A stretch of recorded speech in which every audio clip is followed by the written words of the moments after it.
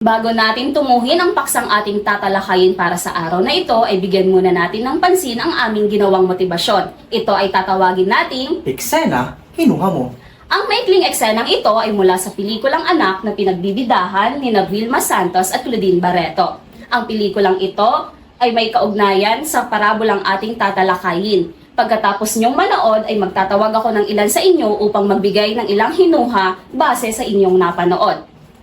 Panoorin na natin. Ano?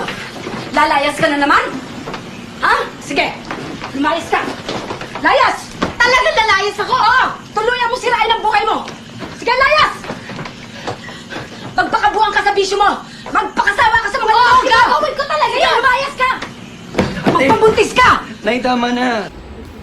Isa sa pinakamahalagang dapat paghandaan ng isang guro ay ang paghahanda ng mga kagamitang pagtuturo at isa na dito ang paglalahad ng mga layunin. Ang mga kagamitan na katulad nito ay tatawagin nating hilahin mo ako.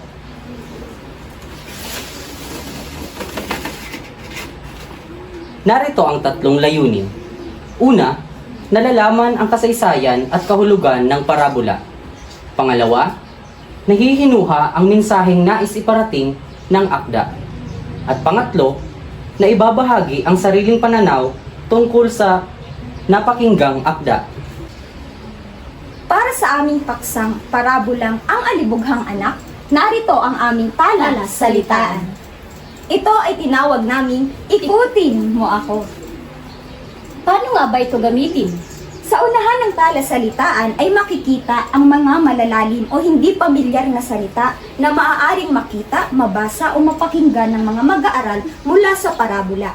Samantala, ang nasa likuran naman nito ay ang katumbas ng malalalim na salita upang mas maunawaan ang mga ito. Halimbawa, ang salitang namanhik, malalim, at hindi pamilyar sa mga mag-aaral. Ano ba ang simpleng salita ng namanhik? Ito ay ang pang-uri na ang ibig sabihin ay humingi ng tawad. Sa tulong ng aming talasalitaan ay nabibigyan ng simple na pagpapakahulugan ang mga salita. Para naman sa formal nating talakayan, narito ang kagamitang pagtuturo na tinatawag nating teleradyodrama, kung saan napapakinggan at mapapanood nyo ang mga kaganapan sa parabolang Ang Alibughang Anak. Halina't panoorin natin. Ang talinghaga ng alibughang anak.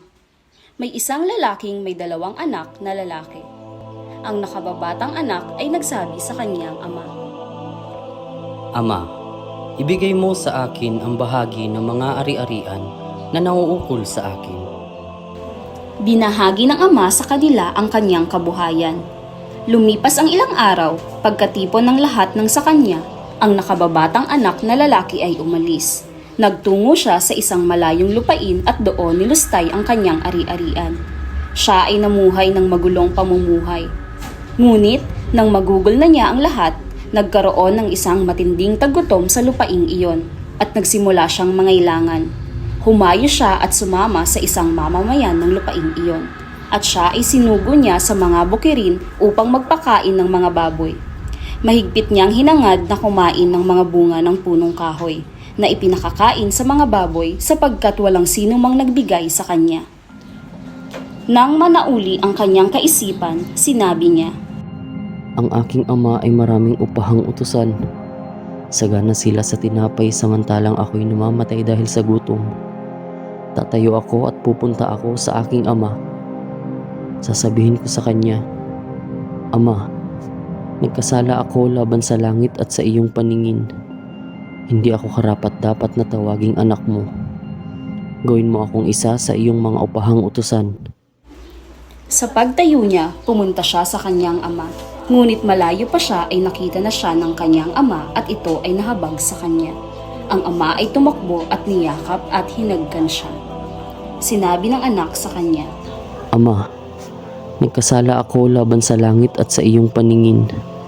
Hindi ako karapat-dapat na tawaging anak mo. Gayunman, sinabi ng ama sa kanyang mga alipin, Dalhin niyo ang pinakamainam na kasuotan at isuot niyo sa kanya. Magbigay kayo ng singsing para sa kanyang kamay at panyapak para sa kanyang mga paa. Magdala kayo ng pinatabang guya at katayin nito. Tayo ay kakain at magsaya. Ito ay sapagkat ang anak kong ito ay namatay at muling nabuhay. Siya ay nawala at natagpuan. Sila ay nagsimulang magsaya at ang nakatatanda niyang anak ay nasa bukid. Nang siya ay dumarating at malapit na sa bahay, nakarinig siya ng tugtugin at sayawan.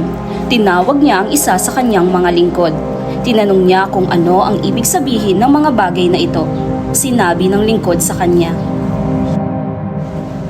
Dumating ang kapatid mo, nagpakatay ng pinatabang guya ang iyong ama, sapagkat ang kapatid mo ay tanggap niyang ligtas at malusog. Nagalit siya at ayaw niyang pumasok. Dahil dito, lumabas ang kanyang ama at namanhik sa kanya. Sumagot siya sa kanyang ama. Sinabi niya, Narito, naglingkod ako sa iyo ng maraming taon. Kahit minsan na hindi ako sumalangsang sa iyong utos. Kahit minsan na hindi mo ako binigyan ng maliit na kambing upang makipagsaya akong kasama ang aking mga kaibigan. Nang dumating itong anak mo, nagpakatay ka pa para sa kanya ng pinatabang guya. Siya ang nag-aksaya ng iyong kabuhayan kasama ng mga patutot.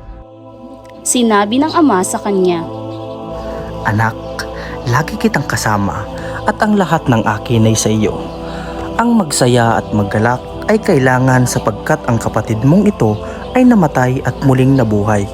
Siya ay nawala at natagpuan. Ngayon ay dumako na tayo sa ating pagtataya, kung saan gagamitan natin ito ng Wordle app. May mga nakahandang katanungan sa app na ito, kung saan sasagutan ninyo batay sa inyong saloobin. Ito ay aking pinamagatang Tanong Ko, Sagot Mo. Meron kayong 3 minuto upang sagutan ito. Ito ay inyong isusulat sa inyong mga kwaderno. Tara, umpisahan na natin.